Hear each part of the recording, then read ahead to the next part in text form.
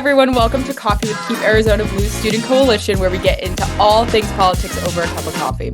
Today, we are honored to be joined by LD12's Senator Mitzi Epstein. Mitzi has been serving our community since 2004, when she was first elected to the Kyrene School Board. Since then, she's served multiple roles in public service, including 6 years in the Arizona House, and this is her now third year in the Senate, where she's also led as minority leader for 2 years prior. Senator Epstein, thank you so much for joining us. We are truly thrilled to have you here. And I'm thrilled to be here. Keep Arizona Blue Student Coalition is fabulous. Keep up the great work. Thank you so much. Well, to really start our segment today, I kind of always want to open up by talking about the mugs that we all brought. I'm also joined here by Keep Arizona Blue's Ava Campbell, who is joining us from out of the state right now. So I know you do not have a mug, but I will kind of showcase my mug. This is from Kat's Deli in New York City, where part of my family is from, but I went here on a recent trip with some friends, so that was really exciting. And so I always like to bring this into work. Senator, what mug did you bring with you today? So I have an oldie but a goodie. This is from like 2004. Vote for Education from the Expect More Arizona, which has now melded with two other groups, but always a good idea to vote for education. So there you are. Yeah, that's great. And then I think we also kind of want to just kind of like start by going back to 2004. So when you first stepped into public service as a member of the Kyrene School Board, what really first sparked your interest in politics and made you want to serve your community in that way? Just kind of like walking us through your journey, the different roles you've taken on, and just kind of what inspired you each step of the way. You know, kids inspire me and have inspired me every step of the way. So at the time, my kids were in Kyrene schools. They were and continue to be fantastic schools. But I felt that the superintendent at the time could have been more transparent. Kyrene is a district that has always been very respectful of the voices of parents, in part because Kyrene parents speak up. And there's no stopping them, so you're better off if you listen than because they're going to speak up. It's great. But I felt that the superintendent was not employing the inclusiveness that prior superintendents did. So I decided to run for the school board, and we changed the superintendent. She was a fine, lovely person with great credentials, very capable. We simply in Kyrene needed a more inclusive person in the job. Yeah, absolutely. No, that's a great story about like how education kind of thrusted you into politics. I know I really started through supporting a school board member when I was first getting involved in watching school district meetings. And I know Ava has some experience with that as well. Yes, that was really inspiring. And I know that with school boards, that's something that I first became like well aware of recently. And I know a lot of students in my school have been becoming more aware about what our local school board can do for us. And so that's really interesting that that's where you first started. And I guess just moving into now. So as you know, and as we all know, we're living in a very divided political time, especially here in Arizona. And with a Republican majority legislator, you as a senator, you're in a position where you have to balance advocating for your party's values while also working across the aisle to get things done. So I'm just curious, how have you been navigating that balance in such a polarized environment? What does effective leadership look like to you in this sort of political landscape? So being in the minority and trying to pursue my values and my community's values of helping every person have the brightest opportunities they can have. That's what the goal is, whether it's good jobs, good education, all of it. We want to make sure that those bright opportunities are there for everybody with an equity lens. And so with that in mind, a lot of my work is defense. I work really hard to kill a lot of really bad bills. And so it is a matter of both working with my Republican colleagues when perhaps they're unaware that their bill is a monster and hideous and will destroy humankind as we know it. But I help them to make aware of the problems that it might cause. And also just sometimes when it's a matter of education, did you know this? Did you know that about a bill? And they'll happily change it. Jeff Weniger, for years, I've worked with him because we were on similar committees when we were in the House. And I have gone to him and asked for changes in bills. Frequently, he'll do them. There is a weird tradition in the legislature whereby some sponsors think that, well, if I change my bill according to the amendment that you suggest, or according to the change you suggest, then that means you'll vote for my bill. You'll support it. And I frequently have been the one to break that ceiling and break that idea to say, no, it's just this will make your bill work for people better. You're welcome. You know, Yeah. um, I don't think, oh, in the big picture, your bill is good for giving everybody great opportunities, but it will help some people. And if you do this change, I suggest, it won't hurt so many people. So those kinds of things I get done from time to time, very helpful.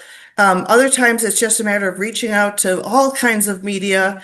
If you watch TV news or if you watch social media, I'm there. That's one of the biggest parts of our job in the minority is to reach out, to be interviewed, to talk to news reporters, to go on podcasts and get the word out about how things are operating at the legislature.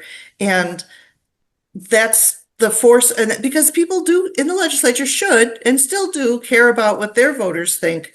So trying to reach out to the voters of Arizona, who then can reach back to their own legislators, is a useful tool.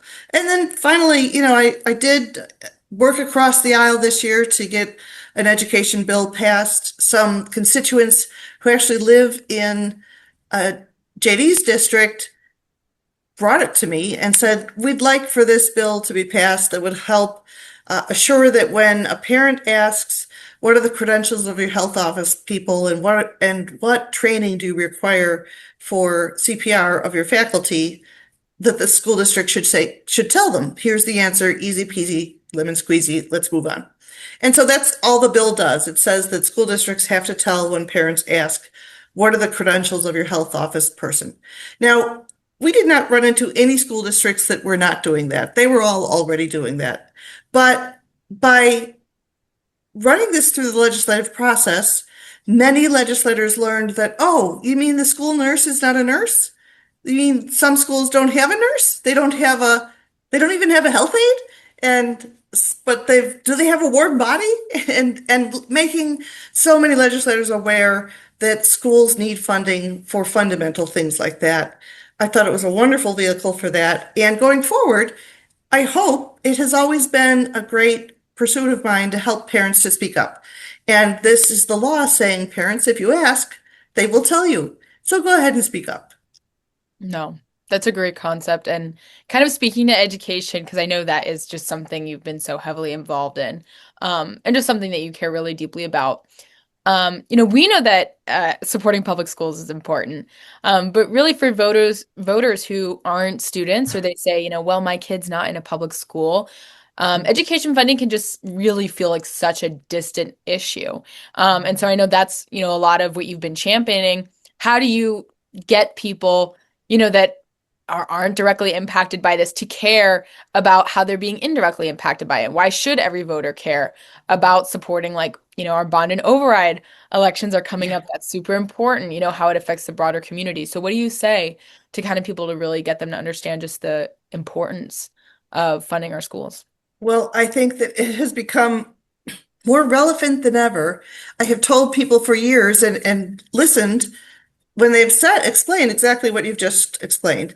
And my response is frequently, your future doctor is in school today.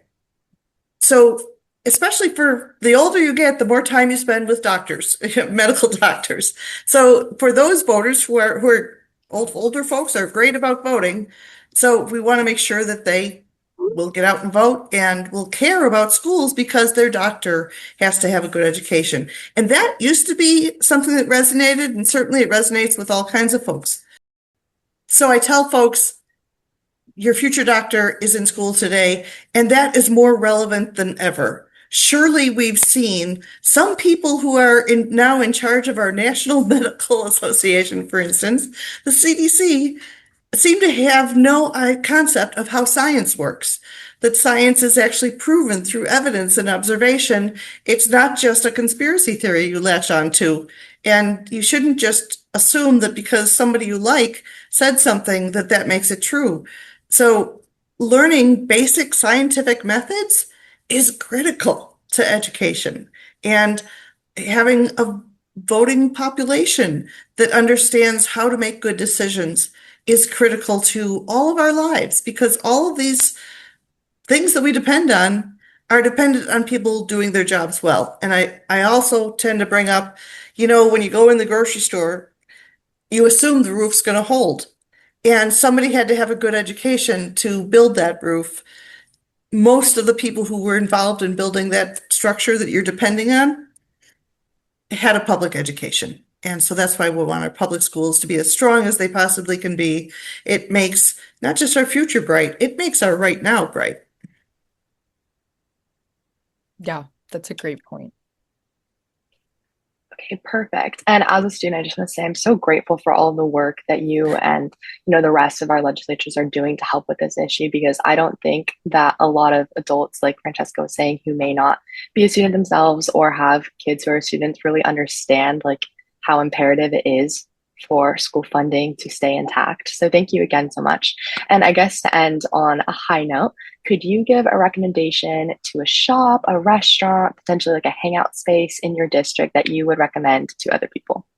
One of my favorite hangout spaces is the Crepe Bar in Tempe. It is run by Chef Jeff Kraus, and he's a former food truck, but he is just a gourmet chef with wonderful, fabulous tastes that he puts together that many of them are unusual, and I love those. But lots of people just love the food that feeds your soul that comes from the Crepe Bar. Everything from the coffee to the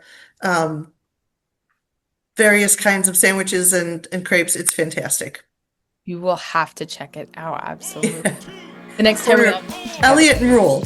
Okay, good to know.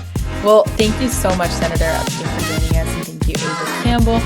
I'm just so grateful that we were able to have this discussion, and just thank you for always supporting students. It means a lot. Have a great day. Thanks.